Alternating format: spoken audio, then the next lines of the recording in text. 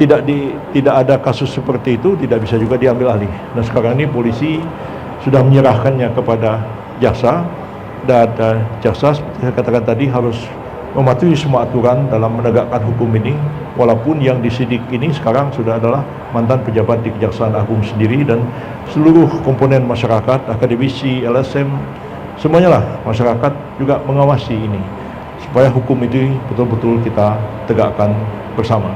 Jadi, rekan wartawan, terima kasih sudah menunggu.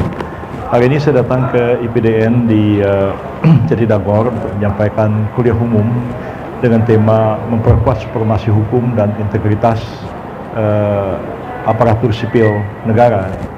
Dan kuliah sudah saya sampaikan sekitar 2 jam, menjelaskan berbagai aspek terkait dengan konstitusi kita, pentingnya etika dalam menjalankan kehidupan berbangsa dan bernegara, sebab semua aturan-aturan hukum, konstitusi, undang-undang, PP, dan seterusnya itu tidak akan ada artinya kalau sekiranya tidak ditopang oleh satu etika kebangsaan yang kuat, etika peradaban yang kuat. Apa yang kurang lagi pada masyarakat kita ini, ya, sudah ada undang-undang tindak pidana korupsi, sudah ada undang-undang KPK, polisi, jaksa diberikan kewenangan untuk menindak pelaku korupsi, sudah ada pengadilan tipikor, sudah ada KPK, undang-undangnya sudah begitu keras, bahkan hukuman seumur hidup, hukuman mati. Toh masih terjadi juga. Apa yang kurang pada kita ini? Tidak, bukan kurang norma, bukan kurang aturan, bukan kurang lembaga-lembaga penegak hukum. Yang kurang adalah kesadaran etika kita sebagai sebuah bangsa. Itulah arti penting dari Pancasila kita itu. Sila ketuhanan yang Maha Esa itu harus diresapi, dijalankan menurut keyakinan agama masing-masing yang ada di negara kita ini. Dan mari kita jiwai kehidupan berbangsa dan bernegara kita itu berdasarkan prinsip-prinsip etika keagamaan itu. Kalau itu kita jalankan, insya Allah kita akan mampu mencapai cita-cita kita bersama, mewujudkan Indonesia emas pada tahun 2045 yang akan datang. Selain itu, saya juga menyampaikan ucapan terima kasih kepada Pak Rektor dan segenap sivitas akademika IPDN yang hari ini menyampaikan, menganugerahi saya penghargaan, apa namanya tadi Pak Rektor? Kartika Adi Praja Utama kepada saya, dan juga mengangkat saya sebagai alumni kehormatan dari IPDN. Saya syukuri dan saya terima kasih atas penghargaan ini. Mudah-mudahan akan memotivasi saya juga untuk belajar lebih banyak tentang seluk-beluk penyelenggaraan pemerintahan di dalam negeri. Saya kira itu yang dapat saya sampaikan. Ada yang mau tanya, silakan. Tadi agak keras suaranya. Pesan ucapannya kepada para praja yang akan berada di tengah-tengah masyarakat. Saya selalu berpikir mungkin apa pesan yang disampaikan oleh Pak Menko pada praja yang akan menjalankan tugasnya di tengah-tengah masyarakat, terutama terkait supremasi hukum dan juga integrasi atau integritas dari ASN itu sendiri. Ya, saya mengingatkan mereka bahwa negara kita ini telah kita sepakati bersama sebagai sebuah negara hukum, bukan negara kekuasaan. Jadi hukum tanpa kekuasaan itu lumpuh, nggak ada artinya. Tapi kekuasaan tanpa hukum bisa berubah menjadi tirani dan kesenang-senangan. Dan karena itu para alumni IPDN ini yang nanti telah terjun ke tengah-tengah masyarakat harus menjunjung tinggi kaidah-kaidah hukum yang berlaku, menerapkan hukum yang paling adil. Kalau terjadi konflik antara norma hukum yang dirujuk ketika akan mengambil satu keputusan atau merumuskan sebuah kebijakan. Selain itu, saya juga menegaskan kepada mereka bahwa memperkuat etika sebagai penyelenggara negara. Kalau tidak, ya apa yang dilakukan dengan norma-norma hukum itu semua akan sia-sia belaka. Dan yang paling penting juga mereka harus bijak dalam mengambil keputusan dengan menerapkan satu prinsip. Di atas norma hukum itu ada norma etika, dan norma etika itu yang mendasari norma etik itu tidak lain tidak bukan adalah norma keadilan.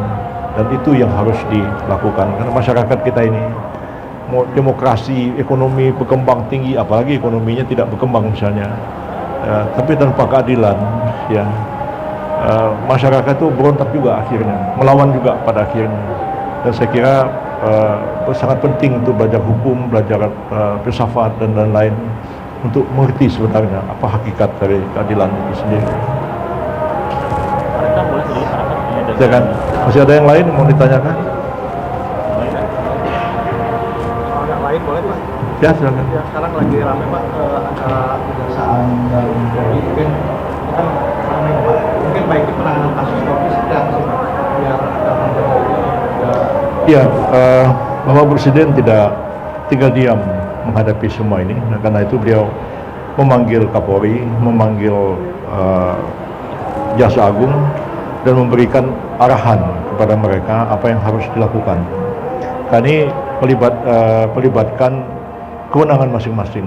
Seperti kita ketahui dalam hal melakukan penegakan hukum terkait dengan korupsi itu, sebagian kewenangan itu juga ada pada polisi, ada pada jaksa, ada juga pada KPK. Tiga-tiga institusi ini sama-sama memiliki kewenangan dalam melakukan penyidikan korupsi. Hanya bedanya kalau polisi hanya melakukan penyelidikan dan penyidikan, jaksa bisa melakukan penyidikan, penuntutan, KPK juga sama, penyelidikan, penyidikan dan penuntutan. Dalam kasus dugaan terjadinya tindak pidana yang melibatkan pimpinan yang sekarang sudah mengundurkan diri dari kejaksaan, memang diperlukan satu sikap ekstra hati-hati. Dan ketika para jaksa yang sekarang ini menerima pelimpahan untuk menangani perkara ini, untuk melakukan penyidikan lanjutan setelah ditetapkan sebagai tersangka, tetap harus memegang teguh kaidah-kaidah hukum terkait dengan penegakan hukum di bidang korupsi itu untuk membangun kepercayaan seluruh lapisan masyarakat. Tidak, ini merupakan satu ujian yang berat bagi kita, tapi sebagai satu kenyataan yang kita tidak dapat tolak dan kita bantah. Dan karena itu harus dengan ketegaran, keberanian dan keyakinan yang kuat bahwa hukum harus ditegakkan, meskipun yang harus disidik dan kemudian dituntut ke pengadilan itu adalah mantan pimpinan di Kejaksaan Agung sendiri. Hal seperti itu kan juga sebenarnya sudah pernah terjadi. Perwira tinggi polisi disidik lalu kemudian diadili. Ya, pimpinan KPK juga pernah diselidiki, disidik juga, dinyatakan sebagai tersangka. Harapan kita ke depan sebenarnya tidak ada lagi hal-hal seperti ini terjadi. Apa yang kurang di negara kita ini? Semua norma hukum sudah ada, semua institusi sudah ada, tapi toh kejahatan terkait dengan korupsi itu masih terjadi juga. Nah, karena itu saya berpikir bahwa tidak ada pilihan lain kecuali kita itu memperkuat etika bangsa, etika peradaban kita sebagai sebuah bangsa yang sebenarnya harus kita kaji ulang. Menerapkannya itu mulai dari pendidikan sejak dini, diajari betul etika itu, sehingga dipatuhi oleh semua orang, meresap sebagai satu kesadaran. Sebab kalau hanya norma kita rumuskan, sekeras apapun sebuah norma itu, dia tidak akan ada artinya kalau dia tidak disadari bahwa norma itu sesuatu yang baik bagi kita pribadi, bagi kehidupan masyarakat dan negara seluruhnya. Saya berkeyakinan bahwa Presiden sangat concern dengan persoalan ini dan beliau sudah mengambil satu langkah yang tepat menurut saya, memanggil pimpinan Polri, pimpinan Kejaksaan, dan melimpahkan ke Kejaksaan, walaupun mungkin ada perbedaan pendapat di kalangan aktivis hukum, para lawyers, para LSM, pegiat anti korupsi, akademisi mengenai pelimpahan ini. Tapi kita terima saja. Memang itu ada kemungkinan untuk dilimpahkan satu penyidikan kepada pihak yang juga berwenang.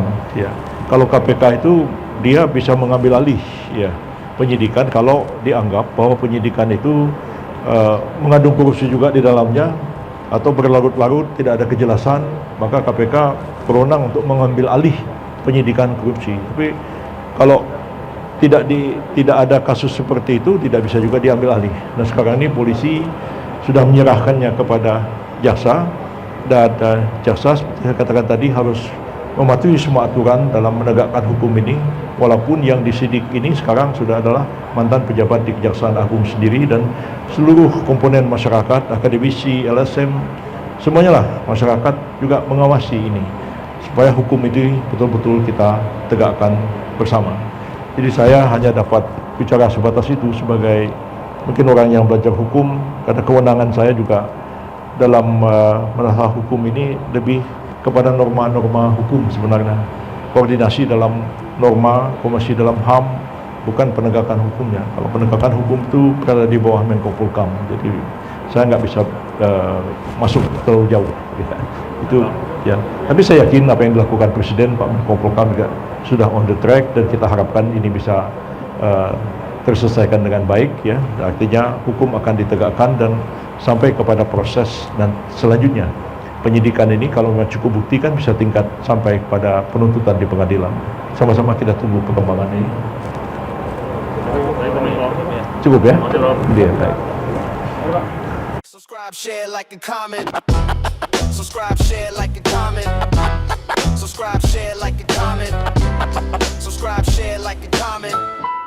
Subscribe, share, like, and comment.